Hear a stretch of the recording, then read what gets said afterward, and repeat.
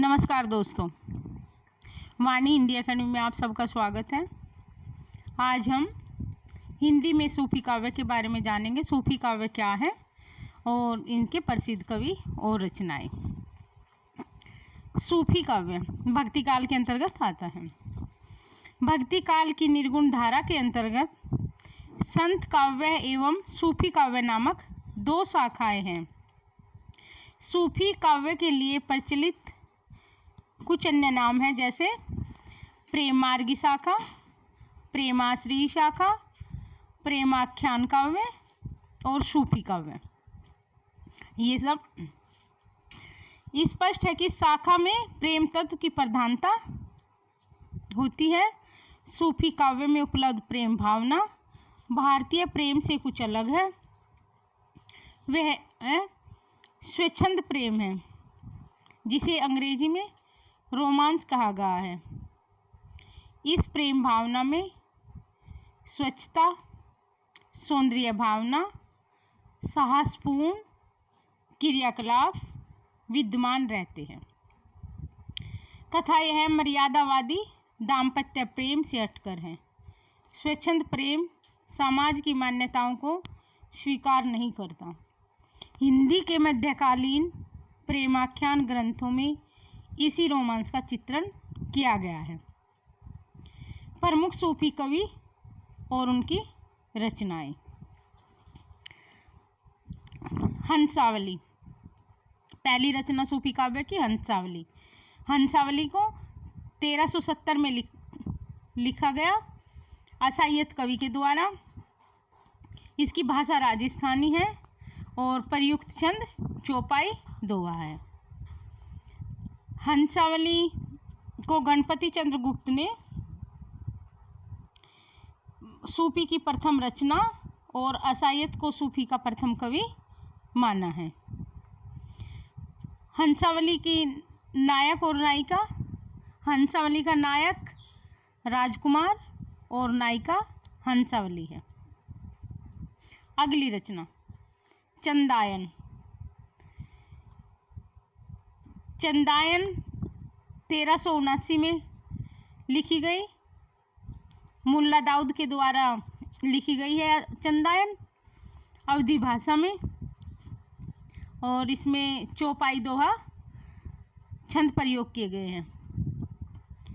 चंदायन का नायक लोर है, और जो कहीं कहीं लोर और लोरिक भी मिलता है, और इसकी नायिका चंदा है।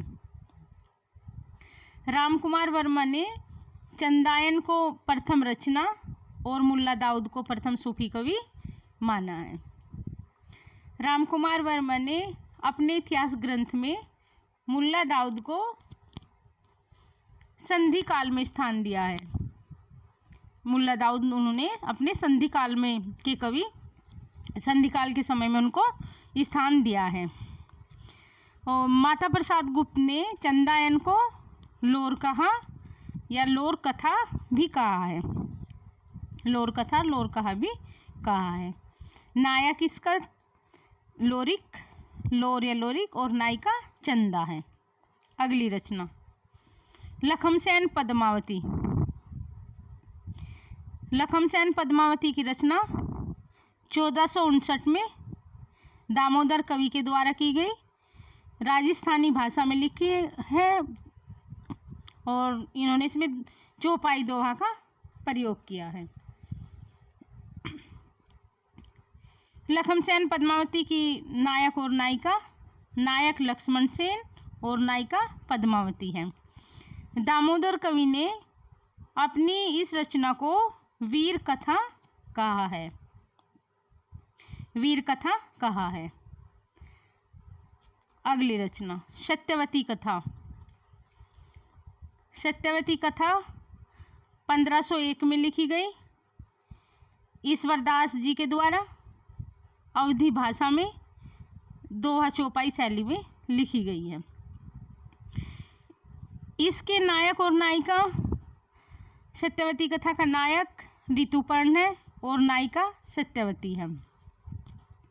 सत्यवती कथा को हजारी प्रसाद द्विवेदी ने सूफी की प्रथम रचना और ईश्वर दास को सूफी का प्रथम कवि माना है।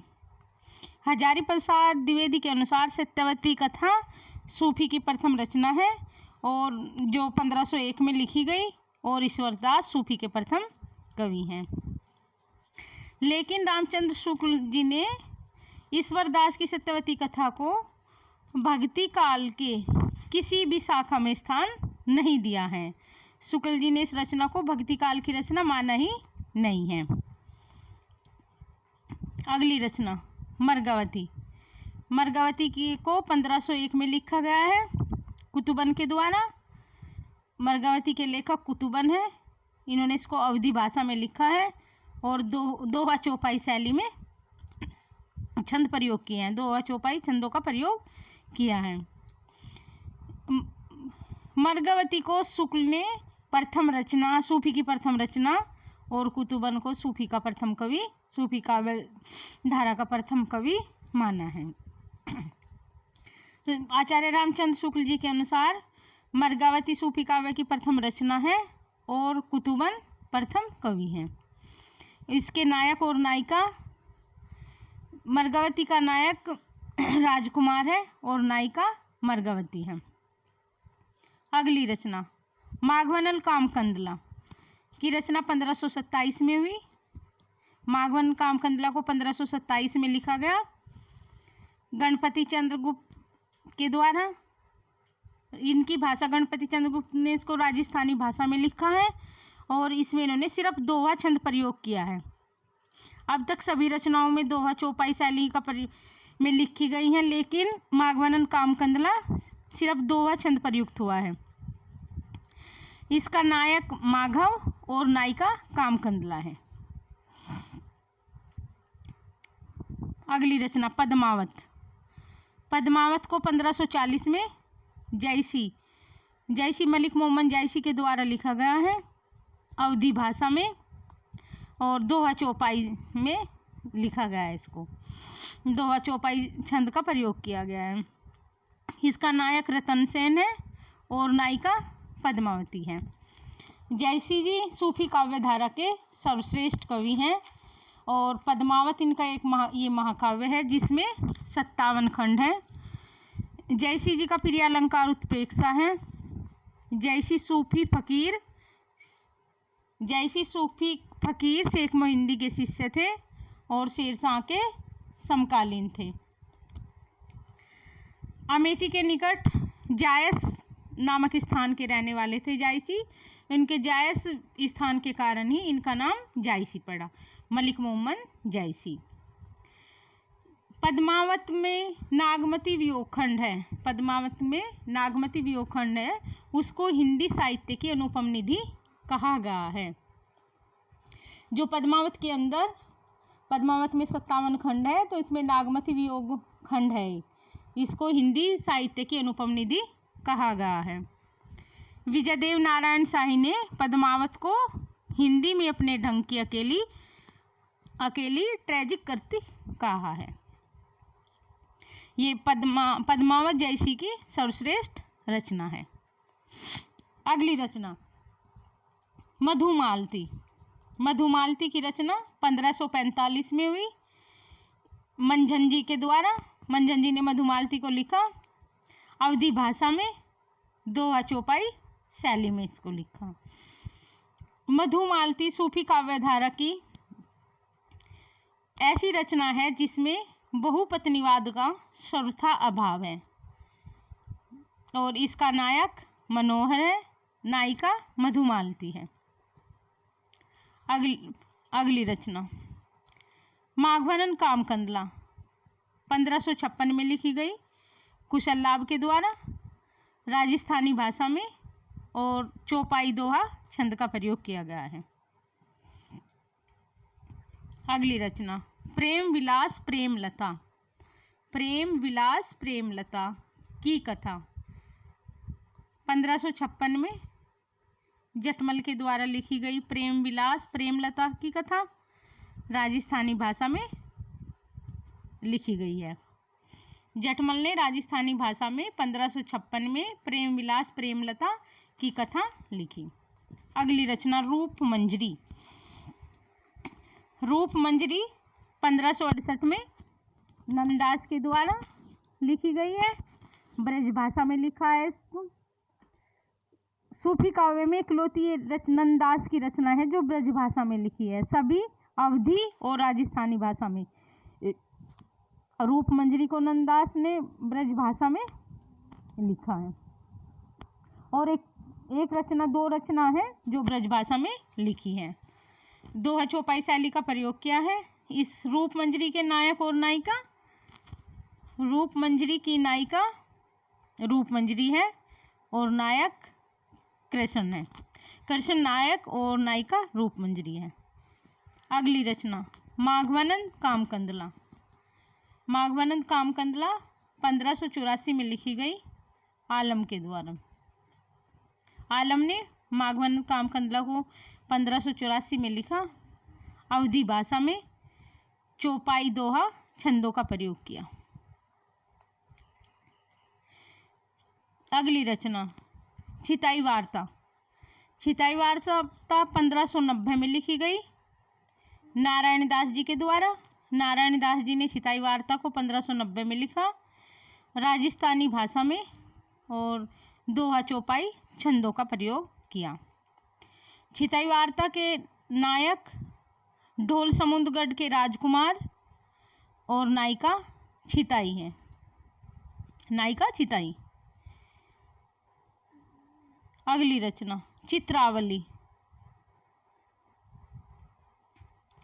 चित्रावली को 1613 में लिखा गया उस्मान कवि के द्वारा।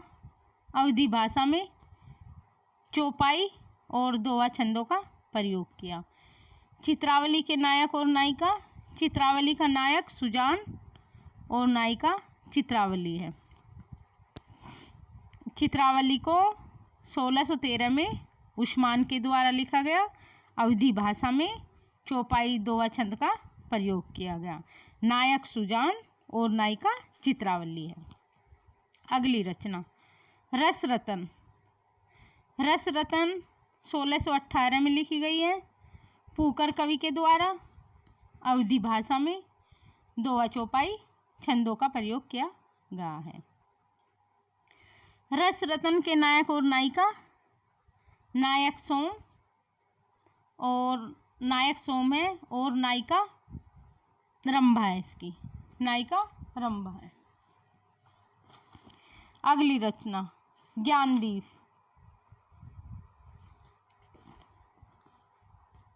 ज्ञानदीप को 1619 में लिखा गया शेखनवी के द्वारा। अवधी भाषा में दोहा चौपाई शैली का, दोहा चौपाई छंदों का प्रयोग किया गया है। ज्ञानदीप की नायक ज्ञानदीप है और नायिका देवयानी। ज्ञानदीप के नायक और नायिका देवयानी नायिका है और ज्ञानदीप नायक है। नायक के नाम पर ही इसका नाम ज्ञानदीप है। शेखनवी ने ज्ञानदीप को 1619 में लिखा। अगली रचना नल दमयंती की रचना 1625 में नरपति व्यास जी के द्वारा। अवधी भाषा में दोहा चौपाई छंदों का प्रयोग किया गया। अगली रचना हंस जवाहिर की रचना 1731 में कासिम शाह के द्वारा। कासिम शाह ने हंस जवाहिर की रचना 1731 में की। अवधी भाषा में दोहा चौपाई छंद का प्रयोग किया। इसके नायक हंस है और नायिका रानी जवाहिर है। हंस जवाहिरा के नायक और नायिका, नायक हंस और नायिका जवाहिर है। हंस जवाहिर है। अगली रचना नल चरित्र की रचना 1641 में मुकुंद सिंह के द्वारा, कवि मुकुंद सिंह के द्वारा।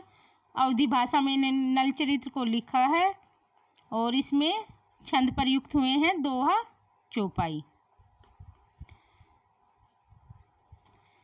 अगली रचना इंद्रावती को 1744 में नूर मोहम्मद के द्वारा लिखा गया, अवधी भाषा में लिखा है और इसमें प्रयुक्त छंद दोहा चौपाई है। इंद्रावती का नायक राजकुमार और नायिका इंद्रावती है। इंद्रावती को नूर मोहम्मद ने 1744 में लिखा, जिसके नायक राजकुमार और नायिका इंद्रावती है। अवधी भाषा में लिखा और दोहा चौपाई छंदों का प्रयोग किया। अनुराग बांसुरी। अनुराग बांसुरी की रचना 1764 में नूर मोहम्मद के द्वारा अवधी भाषा में, और इसमें इन्होंने बरवे चौपाई छंद का प्रयोग किया है। बरवे और चौपाई छंद का प्रयोग किया है। नूर मोहम्मद दिल्ली के बादशाह महमूद शाह के समकालीन थे और नूर मोहम्मद की इंद्रावती में कलिंजर के राजकुमार और आगमपुर की राजकुमारी इंद्रावती की प्रेम कहानी है। आचार्य रामचंद्र शुक्ल जी के अनुसार नूर मोहम्मद द्वारा रचित इंद्रावती 1744 सूफी काव्य की अंतिम रचना मानी गई है। ये सूफी काव्य की समाप्ति अंतिम रचना है। शुक्ल जी ने सूफी या प्रेमार्गी शाखा में एकमात्र हिंदू कवि सूरदास एक पंजाबी को माना है, जो शाहजहां के समकालीन थे, जिन्होंने नल दमयंती नामक प्रेम कथा लिखी। नल दमयंती नामक प्रेम कथा हिंदी के कवि, जो मतलब सूफी काव्य में इकलौते हिंदू कवि थे, सूरदास, उन्होंने नल दमयंती नामक प्रेम कथा लिखी है। Thank you for watching.